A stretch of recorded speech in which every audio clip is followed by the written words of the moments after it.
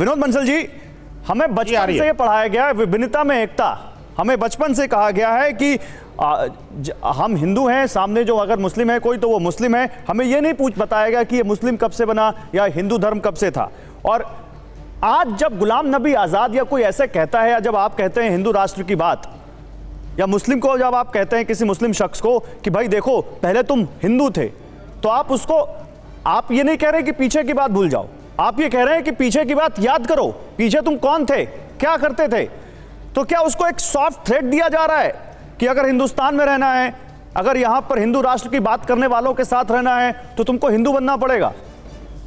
क्या गुलाम नबी आजाद जैसे लोगों की बात समरसता, एकता के साथ साथ एक सॉफ्ट थ्रेट भी लेकर आ रही है सामने वाले के लिए?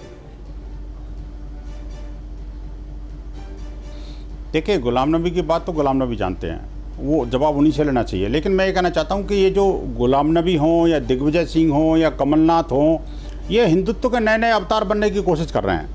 मुझे लगता है कि इनको अपनी वर्तमान के साथ साथ जो जैसे मुसलमानों का अतीत खंगाल रहे हैं, ये वैसे अपने अतीत को भी खंगालना चाहिए।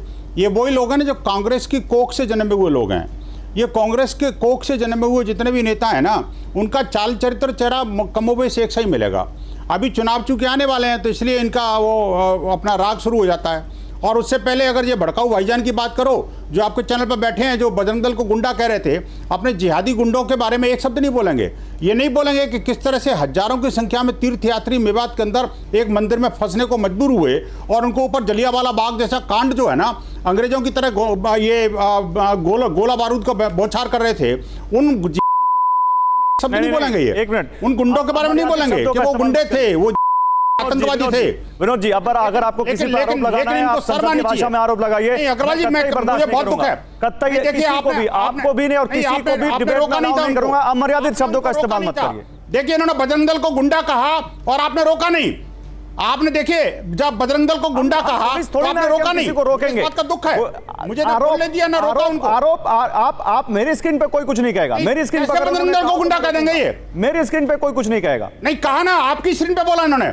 आपकी स्क्रीन पे किसने बोला? आपकी स्क्रीन पे इस गुंडे ने आपको बजरंग दल का गुंडा बोला। इसने बोला, ये जो सामने मेरे बगल में बैठा रखा है आपने।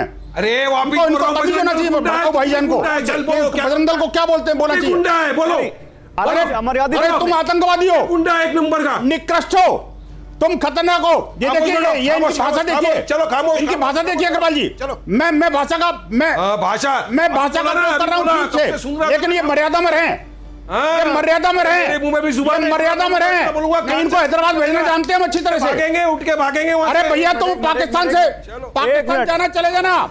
मुद्दा कश्मीर है। वारिस पठान और विनोद बंसल, आप एक दूसरे से लड़ने लग गए। शब्द नहीं है ना, आप एक दूसरे से लड़ने लग गए। मैं आप गुलाम नबी आजाद ने जो बयान दिया उस पर आया हूं। नहीं विनोद बंसल, एक मिनट रुकिए। नहीं, वारिस पठान और विनोद बंसल दोनों रुकिए। बजरंग दल को गुंडा कहा, दोनों रुकिए। इससे आतंकवादी ने बजरंग दल को गुंडा कैसे कहा? रुकिए, अब आप दोनों मानेंगे नहीं, मुझे तीसरे केस के पास जाना पड़ेगा। प्रोफेसर अरविंद कुमार के पास जाऊंगा मैं। रुकिए वारिस पठान, रुकिए। नहीं, ऐसा नहीं होगा, मेरी डिबेट में ऐसा नहीं होगा। विनोद बंसल जी, ऐसा नहीं होगा। रुकिए, आपस में नहीं लड़ेंगे आप, और बिल्कुल किसी अमर्यादित शब्द का इस्तेमाल कोई नहीं करेगा, चाहे वो वारिस पठान हो और चाहे विनोद बंसल हो।